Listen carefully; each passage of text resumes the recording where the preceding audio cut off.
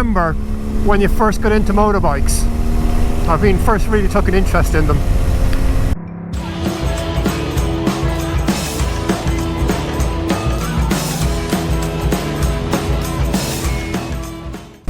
For me, I was primary school age, probably 9-10 years old. I remember having this fascination with Barry Sheene. I remember drawing a picture of Barry Sheene when I was in school, in primary school. I wish I still had it, but I used to always draw pictures of motorbikes when I was in school. I can remember Mrs. Piggott, my old primary school teacher. I remember her saying to me one day, "Ivor, you've got to stop drawing pictures of motorbikes.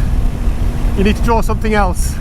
But yeah, it was just that fascination was always there. In fact, from even today, I still write number 7 with the number 7 with the little cross through it, like Barry Sheene used to have. And from primary school age, I've always done that. Bit sad, but that's yeah, that's what I used to do. So Barry Sheene was one of my big influences when I was a little kid. And then of course there was Evel Knievel was around at those times as well. There was the little Evel Knievel toys, you know, which have come back into fashion a little bit now, that used to do the wheelies and the jumps, and I didn't have one, but my cousin Colin used to have one, which I was very jealous about, and he used to love playing with that.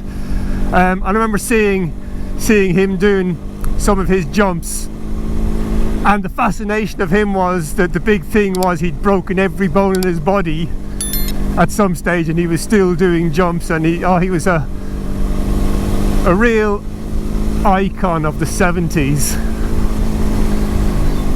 So that was my young childhood years was like that, and I've always just loved motorbikes. Then in my later teenage years, I've still had this fascination with bikes, and my older sister Valerie started going out with this chap called Andy, and he had motorbikes. So of course Andy then was my best friend, and, you know, I really looked up to him because he had these bikes. I remember he had his Kawasaki Z650,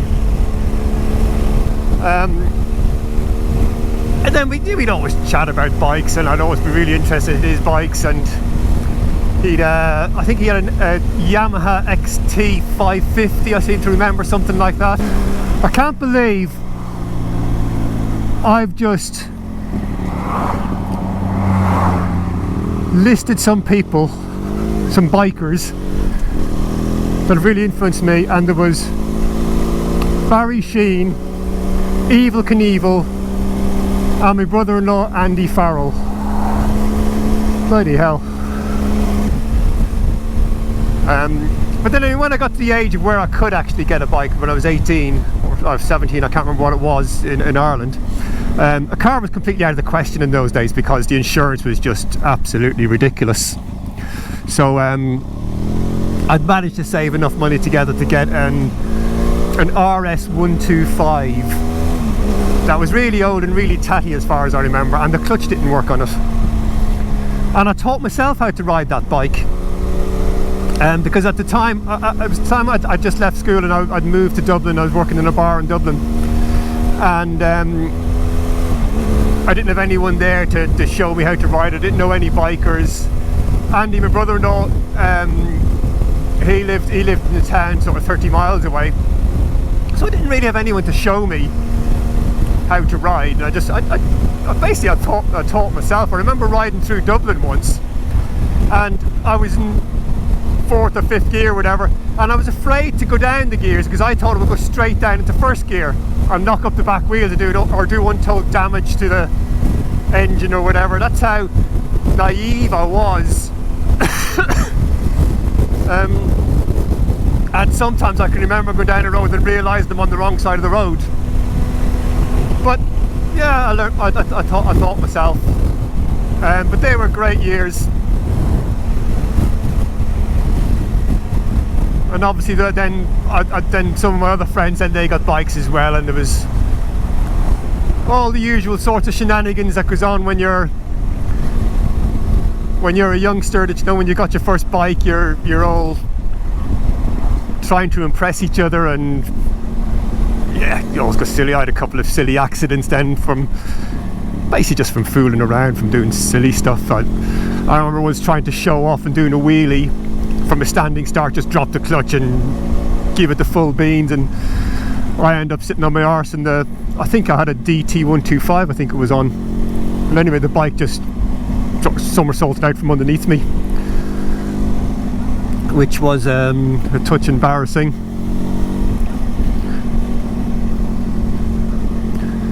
There was another time then I remember finding my friend John Cody. He had an RD125, a Yamaha RD125. I can't remember what I had at the time, but we were in the middle of Dublin, riding through Dublin, and we were stopped at some traffic lights, and we were at the front of the queue of cars. He reached over, did that old trick that, you know, turned the ignition off really quickly, turned the ignition off, pulled the keys out and chucked them across the road at the front of the queue traffic, just as the lights go green then. So I had to, of course, bike in the stand, go off and look for my keys, and very irate commuters going either side of me with the fist out the window, "You feckin' idiot," that sort of stuff. Yeah, but oh, they were great times. But anyway, yeah, so that love of motorbikes has been there from a very young age, and I've still got it. It's just, even just like a day like today, going out and having a ride on the bike is just fantastic. Absolutely love it. I had a break from bikes for a few years. My ex-wife, she forbade it. Yeah, that's why she's my ex-wife. But that's a whole other story. But anyway, yeah. So when I was married first, we couldn't really afford it anyway. I couldn't have a bike, and we had kids and so on as well. I did get a jet ski, which was a consolation prize, but it wasn't a motorbike, but it was still quite good. Yeah. So I didn't have a bike for about 10 years. And then about 25 years ago or so, something like that, then yeah, I got onto bikes then again.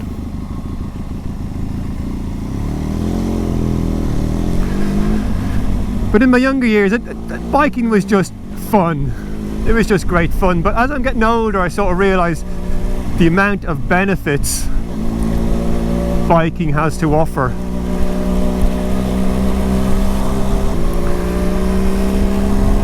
Yeah, so in my younger years, when I'm learning biking, I made so many mistakes, and just learned from them all, and they're just great memories from all of them. I had a CB125T, which I remember running until it started smoking, and then I was told there's no oil in it. I didn't know you had to put oil in it. There was no YouTube or videos or anything back then, really. And like I said, where I was living at the time, and I didn't really have anyone to tell me what to do, so I was learning on the go. Another time then I went to, we went, my brother-in-law Andy, he was in a bike club, Pegasus I think it was called, and they were going on a trip down to the southwest of Ireland. We were crossing over some mountains, the Kerry Mountains, going to Tralee, and I think this was on the CB125T as well, actually. But again, I didn't know you needed sprockets. I didn't know they needed to be changed every now and again, or you had to adjust a chain. But we were going down, and the chain kept slipping. It came off a couple of times. On the way back then, the chain was just it jumped off so many times it was starting to get dangerous. Thankfully, each time it jumped off, it didn't lock up the back wheel. But in the end we had to abandon the bike, and I went all the way back on the back of Andy's bike, which he was not best pleased about, but fair play to him, he did bring me back.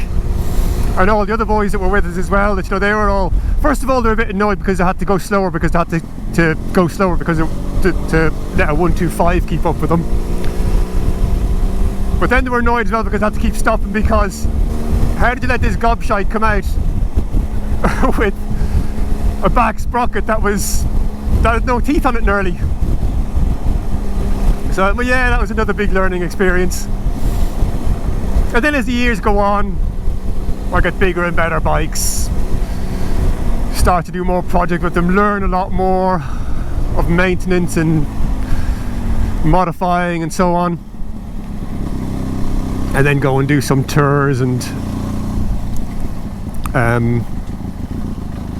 things like that.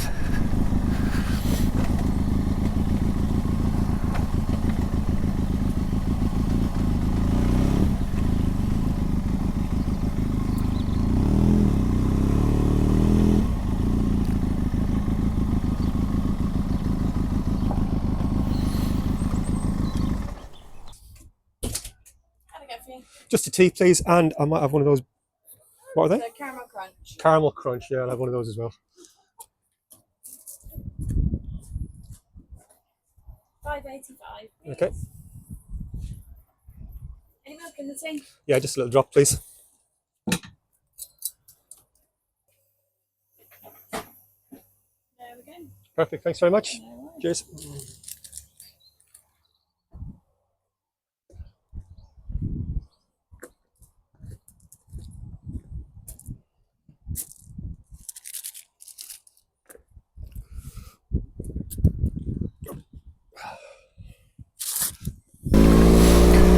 Back in that little cafe there, I got my camera, put on a little tripod on the table. I was going to do a little bit of chatting to the camera, and then some people came along and sat beside on the table next.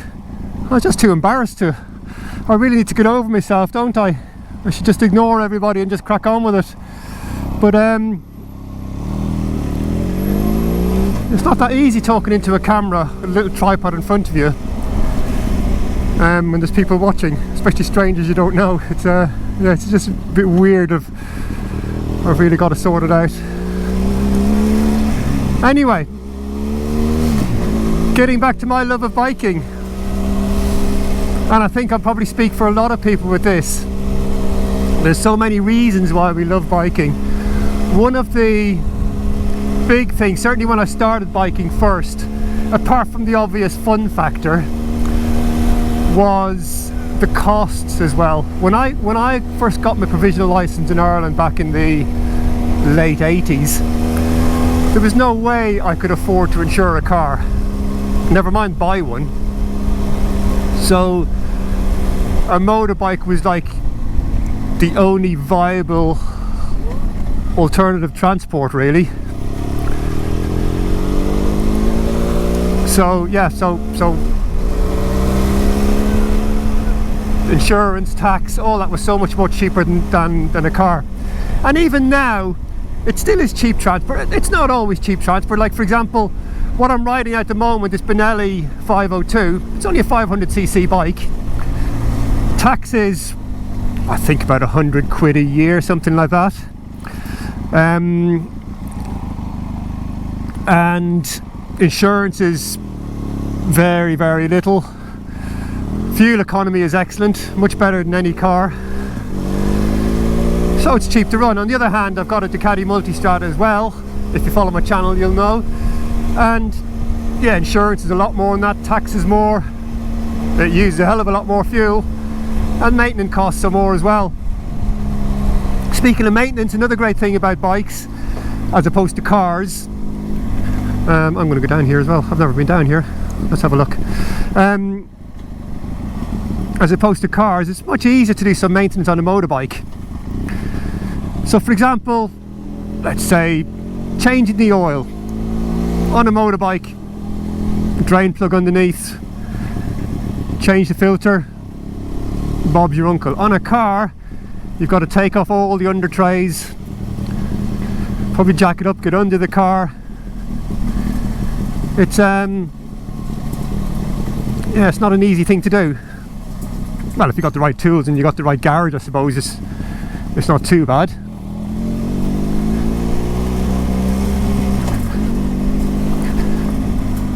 So that's a big plus.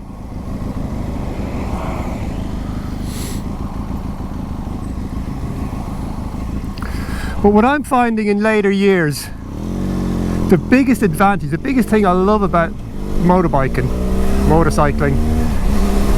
is a sense of freedom. It's just the health benefits, the mental health benefits. Last year I went through a bit of a rough patch mentally. I felt really down. I won't go into the details, but yeah, I was very down. And the only thing that really sort of pepped me up was going out for riding the bike. I think when you're riding a bike, you're so immersed in it. I know at the moment I'm chatting away here and I'm going slowly and so on, but when you're really going out for a bike and you're getting on it, you're so immersed in it, you're aware of everything that goes around you. It's like this bubble that's all around you, and you know everything that's going on. You've got a sixth sense. You're watching everything. You're watching out for potholes. You're watching out for cars coming out of junctions. You're so aware of your surroundings and you're so immersed in it. It's just complete freedom from everything else. It's, it's just, you just escape everything else. And it's yeah, it's just escapism that you just get away from everything, and it's invigorating, and you can't help it. You just got a great big smile on your face all the time. Even on a 500cc bike like this, and a corner like this on a rubbish road, it's fun, it's exciting, it's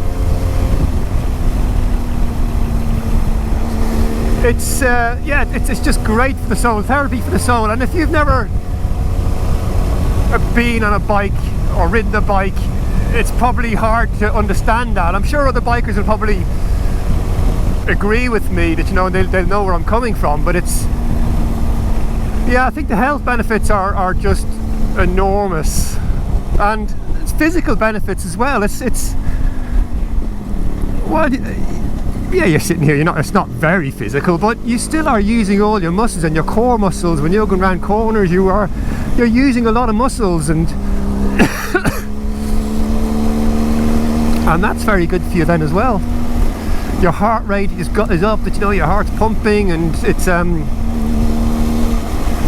I think there's huge health benefits. I think if anyone goes sick to the doctors, you should say, go out for a motorbike ride, that'll sort you out.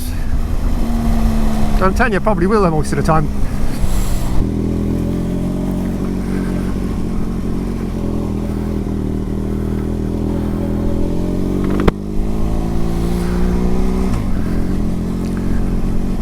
So on the subject of mental health and mental well-being and so on, the thing to definitely add there on that subject is the camaraderie between bikers. I know you get it amongst other groups of people, whether it's, I don't know, football supporters or people in camper vans or a certain type of classic car or whatever it is, but with bikes, it's, if you pull up anywhere with bikes, you're always going to end up chatting to somebody, and I love that. A complete stranger you wouldn't normally talk to, you mention something, comment about their bike, and they'll comment on yours, and it's before you know it, you're in a big chat about different bikes and things like that, and it's so nice. And even just total strangers, you just go by, the bike comes the other way, just giving each other just a little nod is very refreshing. It's nice to know there's other people, and all around the world it's the very same. I've ridden around Europe, I've ridden in Canada, back home in Ireland obviously, and it's the same everywhere. Everyone gives each other a nod or a wave or a leg out just to say hello. It's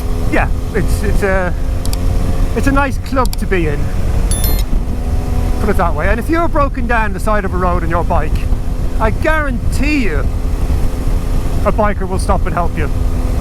Almost guarantee you. If a biker went past, if you looked like you needed help, a biker would come, and a biker was coming past, he would stop and help you.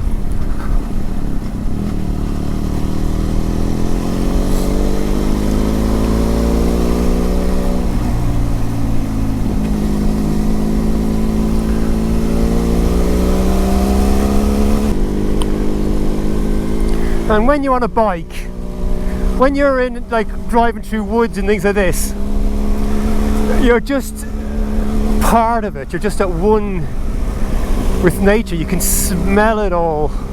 You can get bloody bugs hitting you on the face, but that's by the by.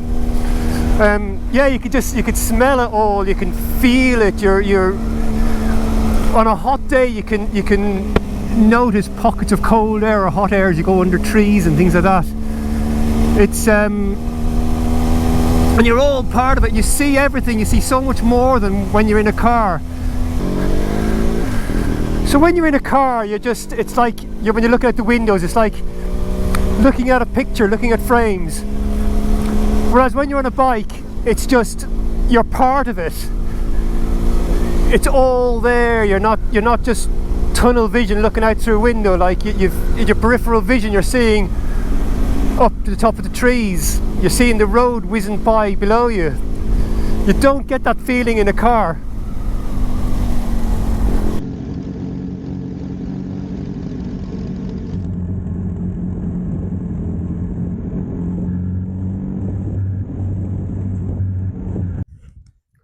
I'm a lot more comfortable talking here in front of the camera than I am in front of any people. It's a bit silly really, I know, but yeah, that's just the way I am. Anyway, another thing that I love about biking is just the speed at which you can travel at. I don't mean breaking speed limits and charging down country roads at 100 miles an hour. I mean just getting through town, getting through traffic, filtering, commuting.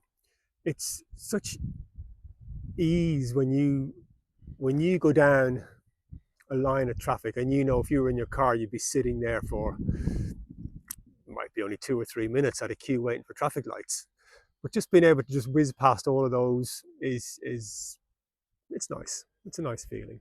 A lot of car drivers, well not a lot, a few car drivers do get a bit annoyed about it and try to block you, and will sort of ease out a little bit just to try and block your path, but you just got to ignore those dickheads. It happens, but that's just the way it is really. I think with a lot of people who don't ride bikes, they just presume, oh, it's so dangerous, you're going to kill us, you're going to kill somebody else. It's not like that. So yeah, of course there's idiots. There are idiots that just go charging around and big loud exhaust, you know, look at me, look at my big loud exhaust, and popping wheelies everywhere and racing around like lunatics. And it does give bikers a bad name. We all do it now and again, I guess. But then people in cars do the same thing. There's boy races in cars that, you know, go around with big loud poppy exhausts. And each to their own. We've all got to get on with one another. So if you're on a bike, if you're in a car, whatever, it makes no difference really. And then of course, once you get to your destination, wherever it is, the other advantage of having a bike is the parking part of it. Bikes take up so much less space than cars do, and it's a lot easier to park a bike, quite often a lot cheaper to park a bike as well.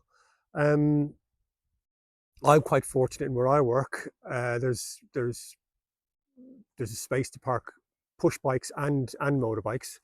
When I go in my van or my car, I have to go and try and find a parking spot, and everybody who commutes into work where I work, they all have to go and find a parking space. And I think it's a lot that with a lot of people in a lot of places, you can't always find a good parking spot, and you have to pay for parking or whatever.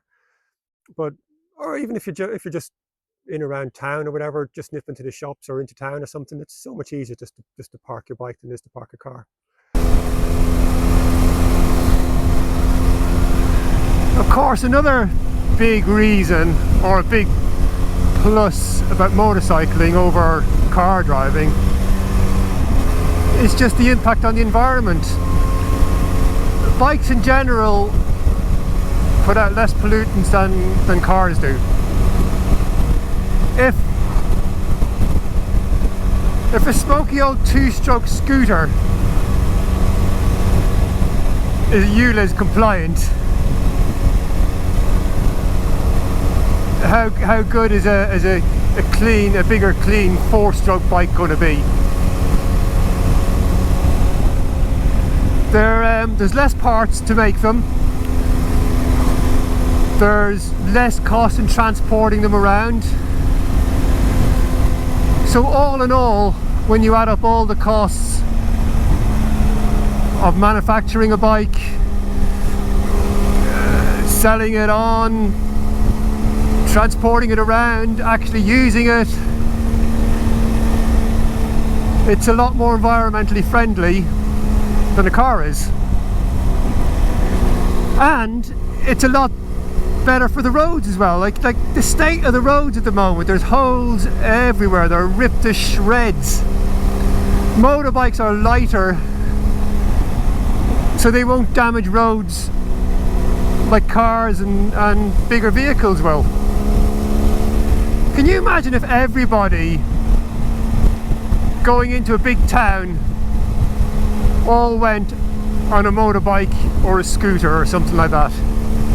Get rid of those big Audi Q7s with one person sitting in there up high and looking smug, and stick everyone on bikes and scooters.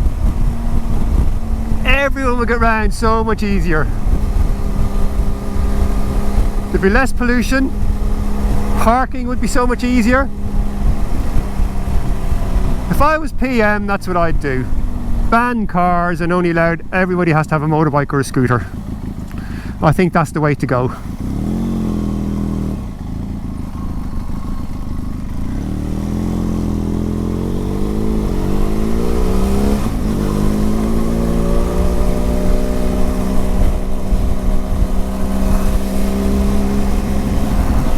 Now that's what I was like when I was a little kid. When bikes would go past, you'd wave at them, and if they waved back, it would just make your day. I was in, I can't remember where it was, but myself and I think it was my friend Ben, I think was with me.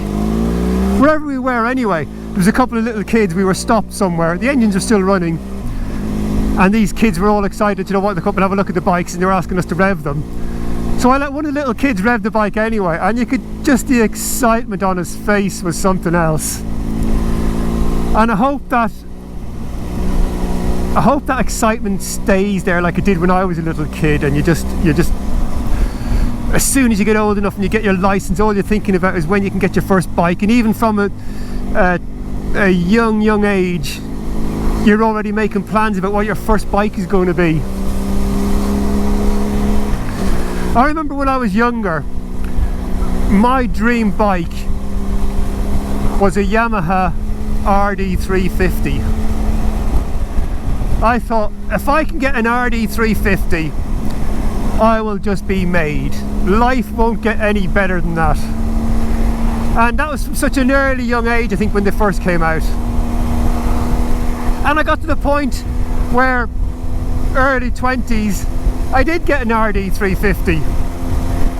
And even when I got that RD350 then in my early 20s, I was thinking, yes, this is it. Absolutely amazing. Obviously things have moved on now. And funny enough, I sat in somebody's RD350 last year, just for a trip down memory lane. I asked him, can I have a sit in your bike when I was out working? And he said, yeah, of course, yeah. So I sat in the bike. And the first thing that struck me about it was, Jesus, it's tiny. It was so skinny, little small wheels. It was really small, but that's what I aspired to when I was younger. And that's hopefully what those little kids that we just saw there, that hopefully they think, when I'm bigger, I want a bike, and I want this sort of bike, or I want that sort of bike. So hopefully, going forward, biking will be a big thing for me for many years to come. It's evolved a bit from, like I said, from when I was much younger, from it was just a means of getting from A to B and having a bit of fun and showing off, to nowadays, well, it still is to a certain extent just for having fun, not so much showing off, but it is a fun machine first and foremost, I guess. But I do so much more maintenance now. Yeah, I'm not great at it. I'm learning. I'll give anything a go. And I really enjoy rolling my sleeves up and getting stuck in and trying things, you know, trying to do things. And each job I do, whether it works out well or not, I learn from it. And I really enjoy that part of it. And I'm enjoying making these YouTube videos. Yeah, they're still pretty crap, but hopefully I'll improve them, they'll get better. I really need to get over the issue of talking in public though, when there's people around and chatting to camera then. But I'll get there, and I know I need to pep it up a bit. I watch other people's YouTube videos and I'm not a patch on them, but I still enjoy making them anyway. And the other thing I still really enjoy doing as well is go touring and going out on trips on the bike. Hopefully this year I'll get away on a few camping trips, whether it's with some other friends, on my own. I don't mind, I don't care. But yeah, I'm going to have a few trips away, I think, a few camping trips, even if it's just a one-nighter. I've done it before in the past, where finished work about 2 or 3 o'clock in the afternoon, stick my tent in the back of the bike, go off to the Brecon Beacon, stay there overnight, and got the following day off, have a little ride around the Brecon Beacons and then come home. So be away for 24 hours, maybe a little bit more, and that's it. Yeah, but that's a great little breakaway. I want to do a few more of those camping trips, so stay tuned and keep watching the channel, and hopefully we'll have a few videos of those. Well, anyway, listen, thanks very much for listening to me drivel on about all sorts of rubbish. And please like and subscribe, and I'd love to hear your comments below. If anyone's got any suggestions on how I can improve things as far as doing videos goes, please tell me, because I'm all ears. And it would also be great to hear how you got into biking and what keeps you biking. Right, so anyway, listen, bye for now. Take care of yourselves, bye bye.